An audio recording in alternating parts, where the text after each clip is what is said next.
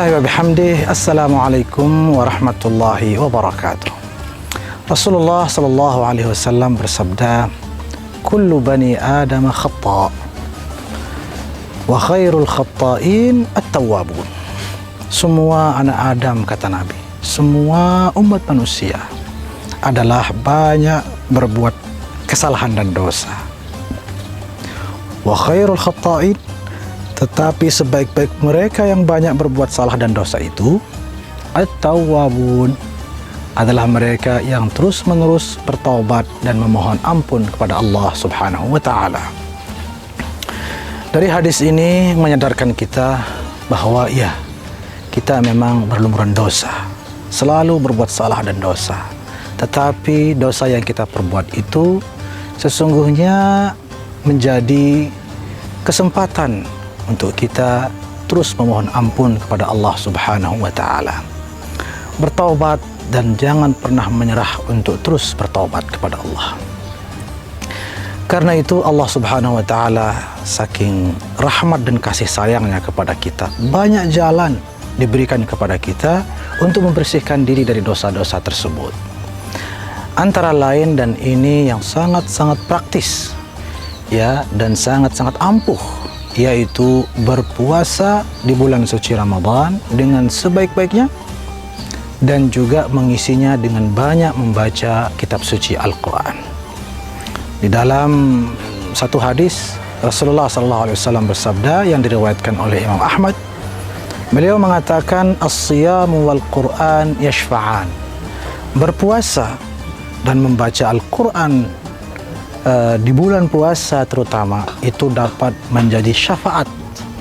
Syafaat di sini maksudnya apa? Dapat menolong kita untuk membersihkan diri dari noda-noda dosa tersebut.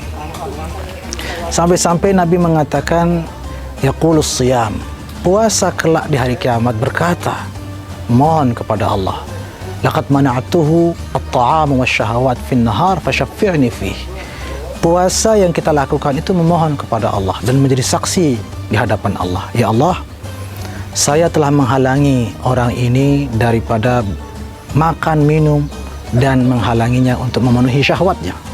Karena itu ya Allah, berikan kesempatan kepada saya, kata puasa ini, untuk menolongnya dari siksa api neraka. Al-Quran pun berkata, laqad mana'tuhu an-nawma fil lail. Aku telah, bacaan Al-Quran kita melapor kepada Allah dan menjadi saksi di hadapan Allah. Ya Allah, aku telah menghalanginya untuk tidur di waktu malam, terutama di bulan suci Ramadan. Fasyaffi'ni fi. Maka izinkan aku, kata bacaan Al-Quran kita itu, izinkan aku ya Allah untuk menyelamatkannya dan menolongnya dari siksa api neraka.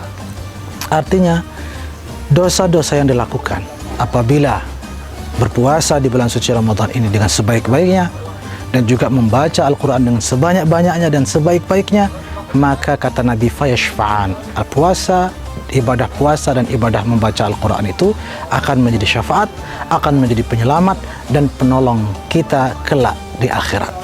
Oleh karena itu, mari di bulan mulia ini kita berpuasa dengan sungguh-sungguh, dan kita mengisinya dengan banyak membaca Al-Quran siang dan malam. Itu sebabnya perlu diperhatikan sebagai seorang muslim yang melaksanakan dua ibadah mulia ini, memperhatikan hukum-hukumnya, fikih-fikihnya. Misalnya puasa harus diketahui apa saja rukun-rukunnya, apa saja sunnah-sunnahnya, apa saja yang makruh dilakukan padanya, dan apa saja yang membatalkannya.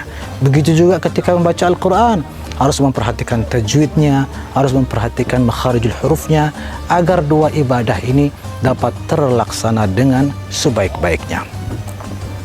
Dalam hadis lain, Rasulullah SAW bersabda, ini terkadang kalau kita membaca Al-Quran dan menahan dari makan, udah nggak makan, baca Quran terus, yang namanya kita selalu bergerak mulutnya ya untuk membaca, apalagi lambung sedang kosong, itu biasanya sampai mengeluarkan ya aroma yang kurang sedap lah dari mulut, karena perut kosong kan begitu.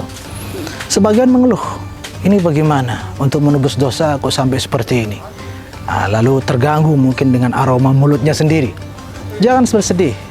Rasulullah sallallahu alaihi wasallam bersabda, "Walladzi nafsu Muhammadin biyadihi."